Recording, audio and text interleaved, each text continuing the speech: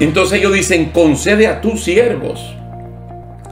Concédeles a ellos, probablemente concédenos a nosotros también, que con denuedo hablen tu palabra, pero es el caso de ellos dos.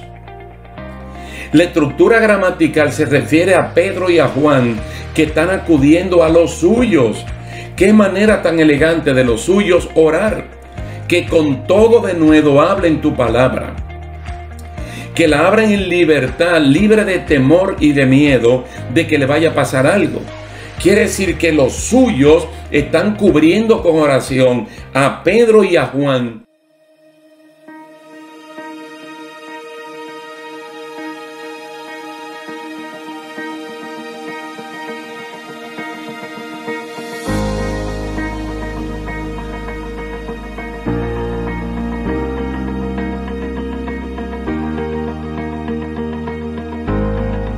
¿Qué tal, queridos hermanos? Dios les bendiga, Dios les guarde.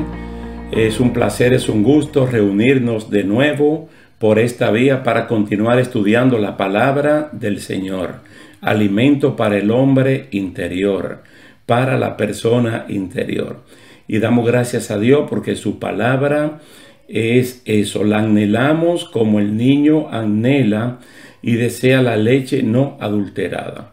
Pero luego que vamos creciendo anhelamos comer una comida sólida y es lo que estamos tratando de hacer en este tiempo.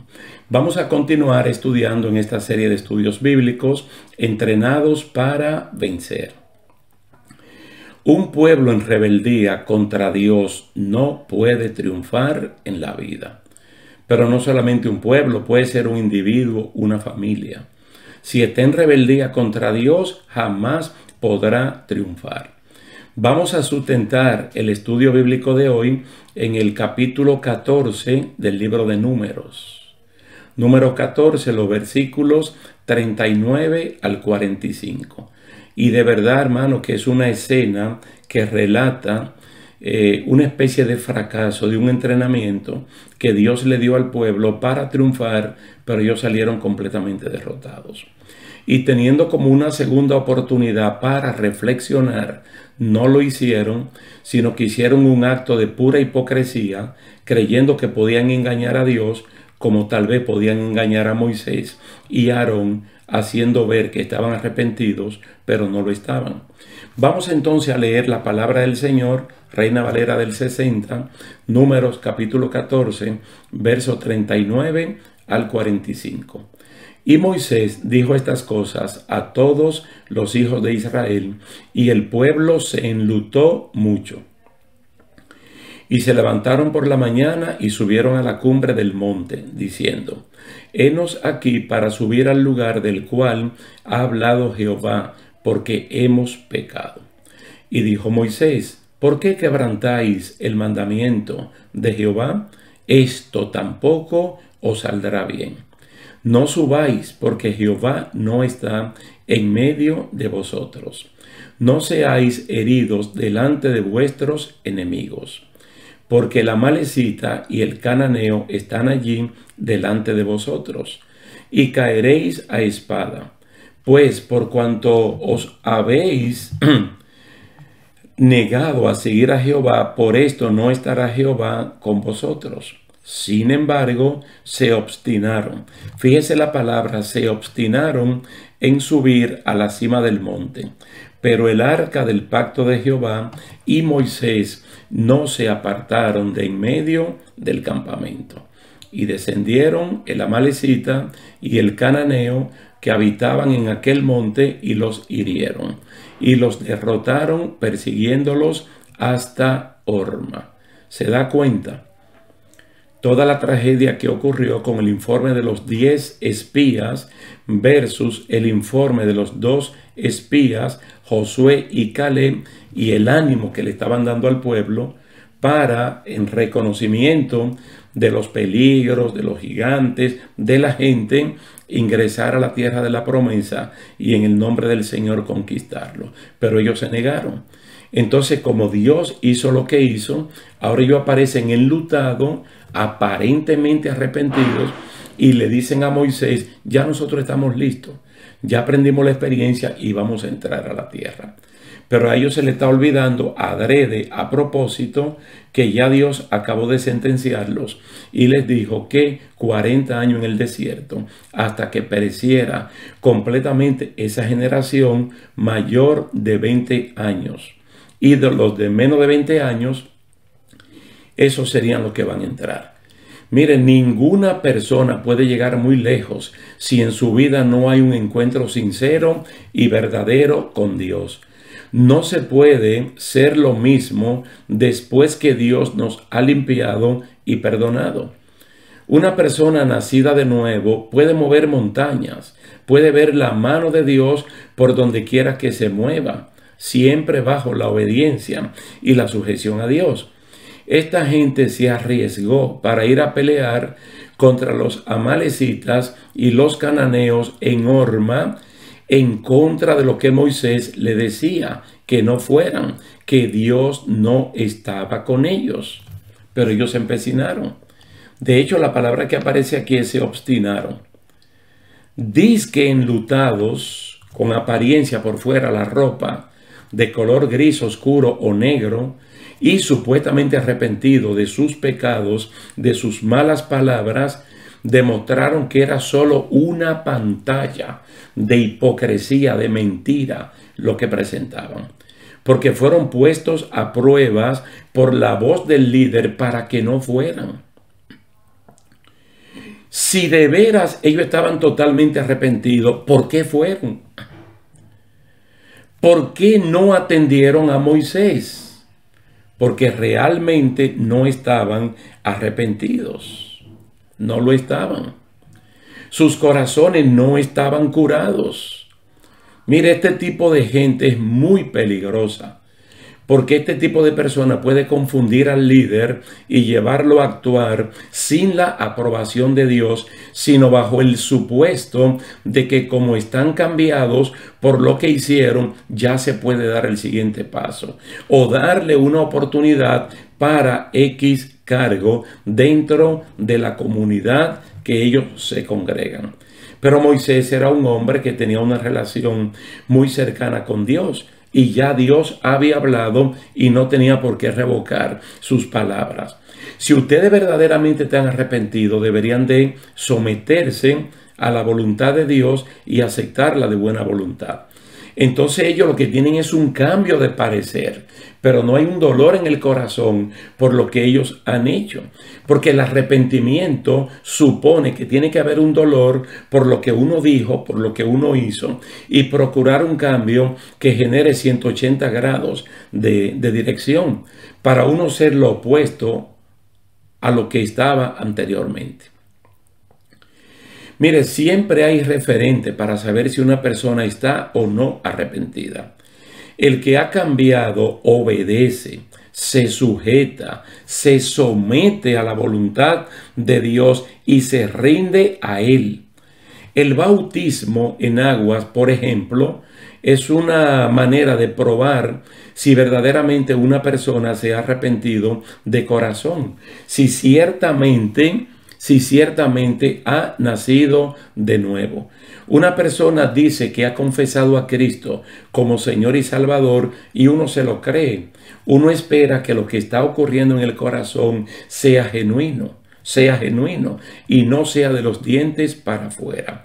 Entonces aparece el bautismo como una prueba para ver si la persona realmente está sometido al Señor. Usted ha confesado a Cristo como Señor y Salvador, pues vamos a las aguas del bautismo para que mediante este acto usted haga una confesión pública. Entonces hay personas que ahí se pueden negar. En Lucas capítulo 7 se habla de que los religiosos de ese tiempo rechazaron los designios de Dios con respecto a ellos. Rechazaron los designios de Dios con respecto a ellos y no se bautizaron.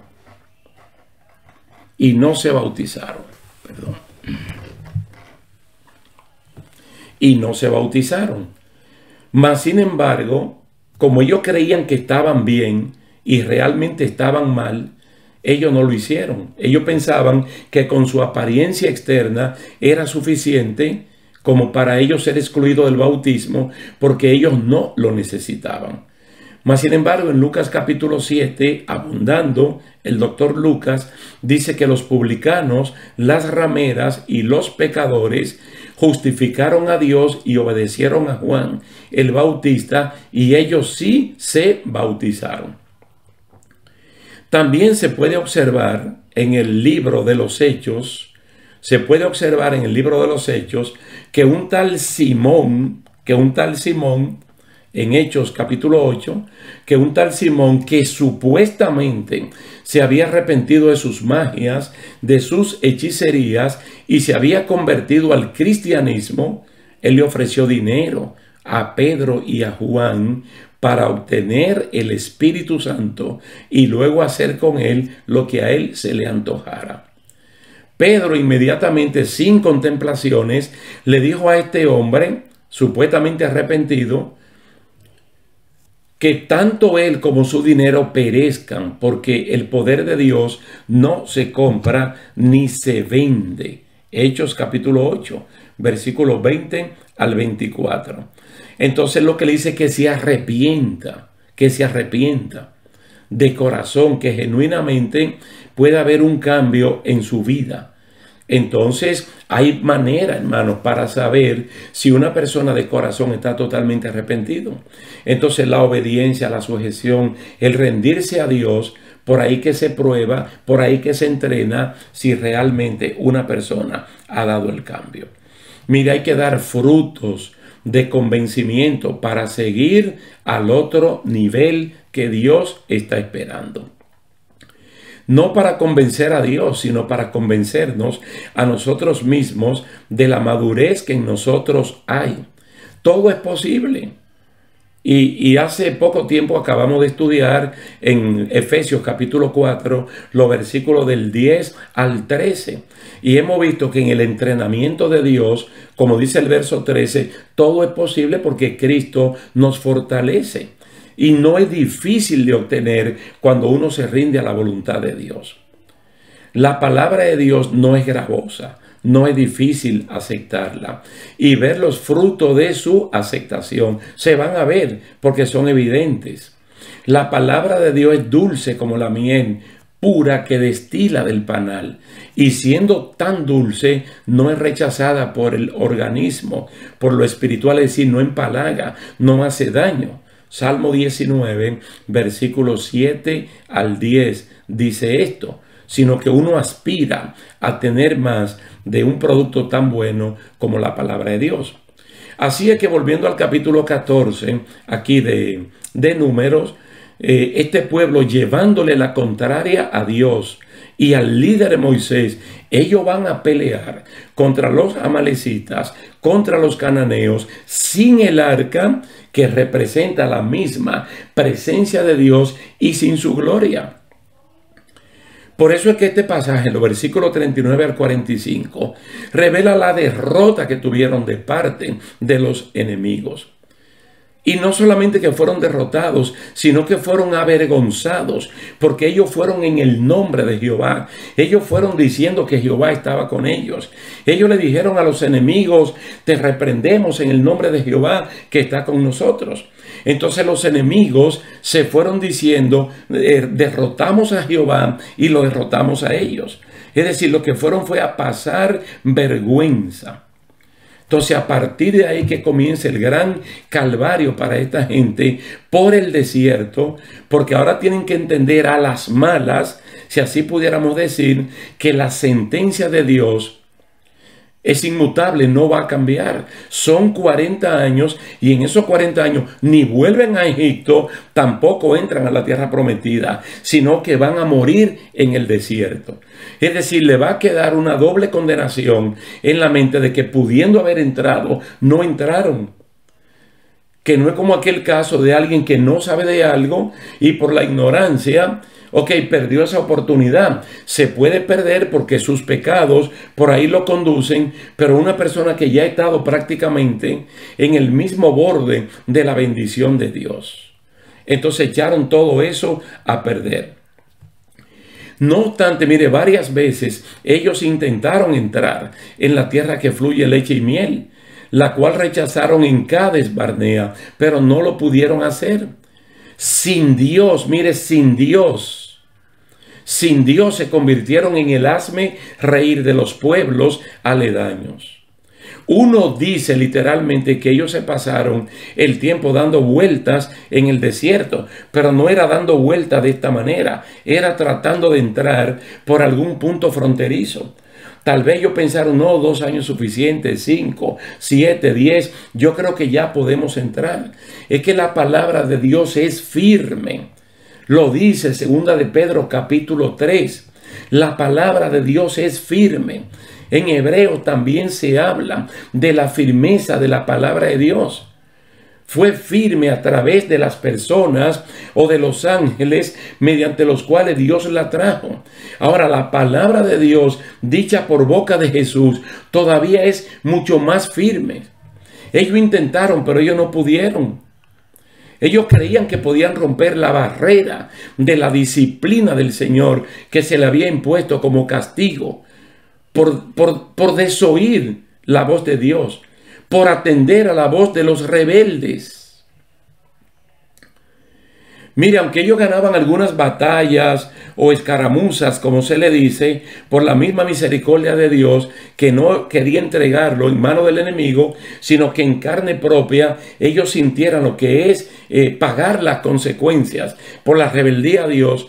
Ellos tal vez pensaban que Dios le iba a dar una oportunidad y decir 20 años, 30 años vamos a entrar. No. Todos los mayores de 20 años en adelante iban a morir allí. Y recuérdense que Números, el libro se llama Números porque hay números, hay estadísticas. Y en Números capítulo 1 está la estadística que dice que antes de todo esto, ellos eran 603.550, los demás de 20 años. 103.550. Y de 103.550, solamente 2 personas. Solo 2 personas, Josué y Caleb, pudieron entrar a la tierra prometida. Quiere decir que la inmensa mayoría, casi el 100%, pereció en el desierto, teniendo la oportunidad que tuvieron ellos 2 de ir. ¿Por qué creen ustedes que en algunas conversaciones hemos hablado de Noé y su familia? Especialmente Noé. Nosotros no tenemos las estadísticas de cuánto era la población del mundo en el tiempo del diluvio. Pero como había longevidad, como no había esterilidad, como no está mencionado eso ni en Génesis 5 ni Génesis 6, sino que la gente se multiplicó, nosotros podemos pensar en miles, miles y miles, donde se podían juntar al mismo tiempo 4 y 5 generaciones. Tataranietos, bisnietos, nietos, padres, se podían juntar porque había una gran longevidad. Pero dice la palabra que por la fe de Noé el mundo antiguo fue condenado. ¿Por qué? Porque Noé tuvo la oportunidad de hacer lo malo que esa gente hicieron y él no lo hizo. Pero toda esa gente mala tuvo la oportunidad de hacer lo bueno que hizo Noé y ellos no lo hicieron. Entonces Noé le creyó a Dios. Entonces estas 2 personas, Josué y Caleb, le creyeron a Dios. Y mire cómo son las cosas del Señor. Ellos 2 pudieron haber entrado 40 años atrás, mas sin embargo Dios no lo permitió. Dios permitió que ellos también caminaran con ese pueblo. Pero no era por ese pueblo maligno que iba a perecer, sino por todo lo que tenían menos de 20 años. Para que Josué y Caleb fueran sus líderes y su punto de referencia y la clave para poder obedecer a Dios. Al final del libro de Números, una vez más, hay una estadística y casi está multiplicado a la misma cantidad. Y ahora más de 500.000 de personas con más de 20 años pueden entrar. Pero todos los rebeldes murieron en el desierto. La sentencia de Dios fue clara. Mire, el creyente que ha sido liberado por Dios y sacado del mundo de pecado, que es representado por Egipto, inicia una jornada que lo lleva hasta la nueva Jerusalén, que desciende del cielo de Dios, porque nuestra esperanza pasa más allá del arrebatamiento, va más allá del milenio. Nuestra esperanza va hacia un cielo nuevo y hacia una tierra nueva, donde una ciudad construida por Dios, diseñada y construida por Dios, vendrá de los cielos de allá donde está Dios a la tierra nueva que Él va a crear. Y hasta ahí, hermano, va a llegar nuestra esperanza. Nosotros nos convertimos en un peregrino, en un extranjero, pero con propósito, con una meta clara, muy bien definida. Dios no se agrada de los que retroceden. Dios se agrada de los que avanzan para la conquista. Por eso es que en este proyecto uno debe obedecer todos los lineamientos del Señor y ponerse bajo su cubierta todo el tiempo. Se avanza con las armaduras de Dios en todo tiempo. Se levanta la bandera de Dios, el Jehová Nisi. El Jehová es mi bandera, y vamos caminando, identificándonos con esa bandera, que aunque estamos en este mundo no somos de aquí. Por eso es que cuando nosotros levantamos esa bandera, el Señor gobierna, hermano, donde nosotros estamos. Así fue que le dijeron a Moisés y al mismo Josué: quita el calzado de tu pie, porque el lugar donde tú estás es tierra santa. Dios la está dominando. Nosotros tenemos que aprender a perdonar a los que nos ofenden, como Dios perdona nuestras ofensas. En este peregrinaje uno se libera, uno libera la mente, los sentimientos de angustias del pasado, de amarguras, de experiencia de la esclavitud.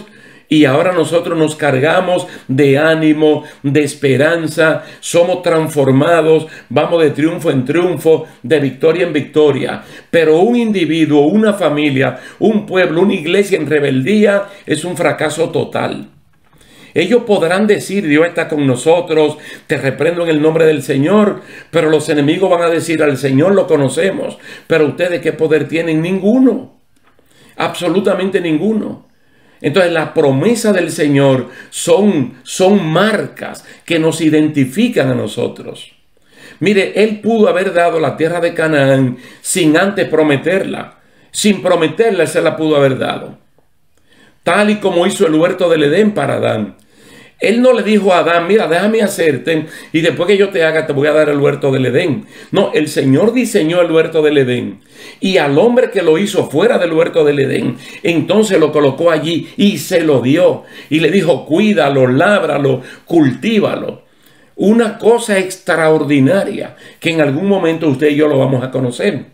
Entonces Dios le dio la promesa primero para que le sirva de estímulo.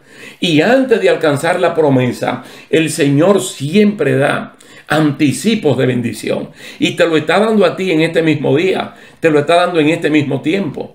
Porque así es que el Señor trabaja.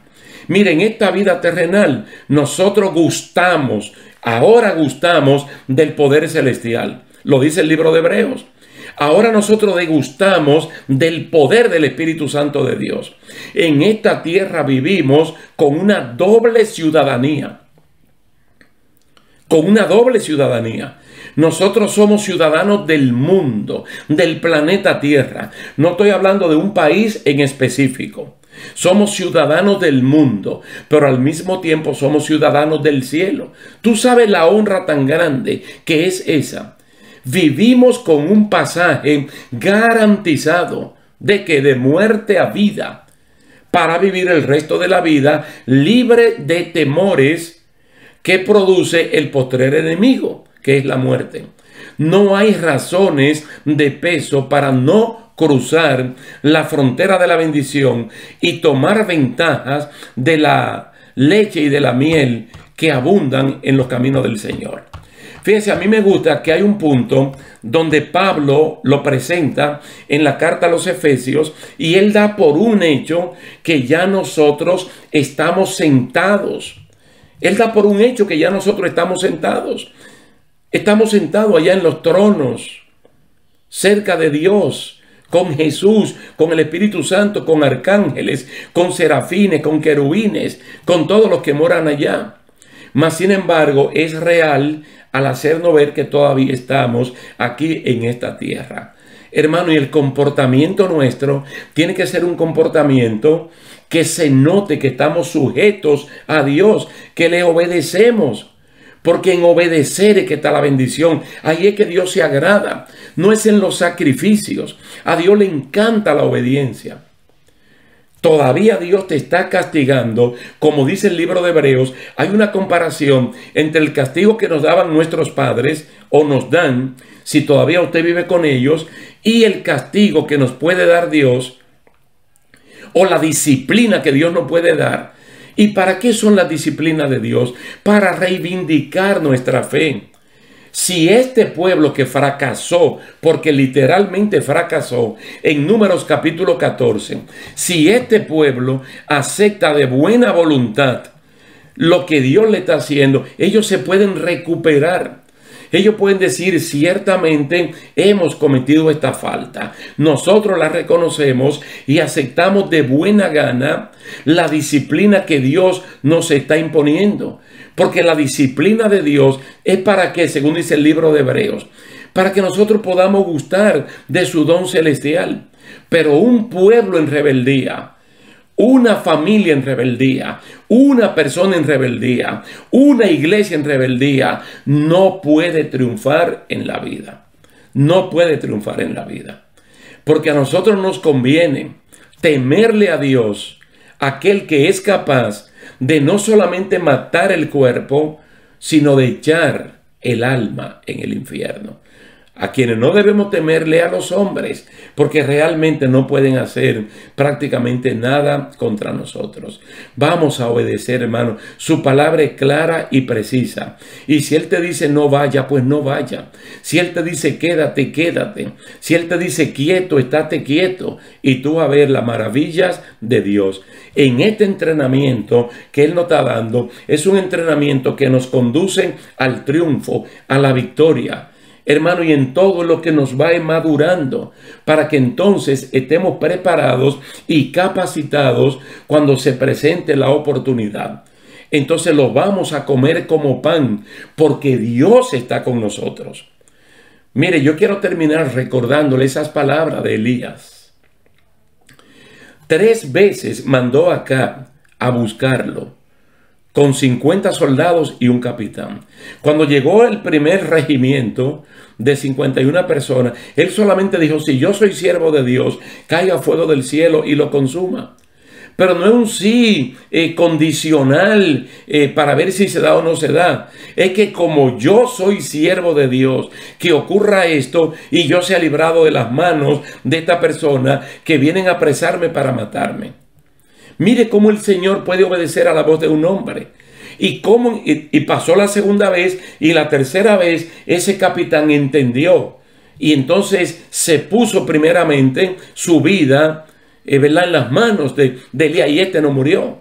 Pero cuando llegó el punto que había que quitar la claudicación del pueblo de Dios, de que no se le puede servir a Dios y a Baal, no se le puede servir al mundo y a Dios, no se le puede servir al pecado y al Espíritu Santo, este hombre hizo algo extraordinario, que hasta ese momento nunca nadie antes lo había hecho.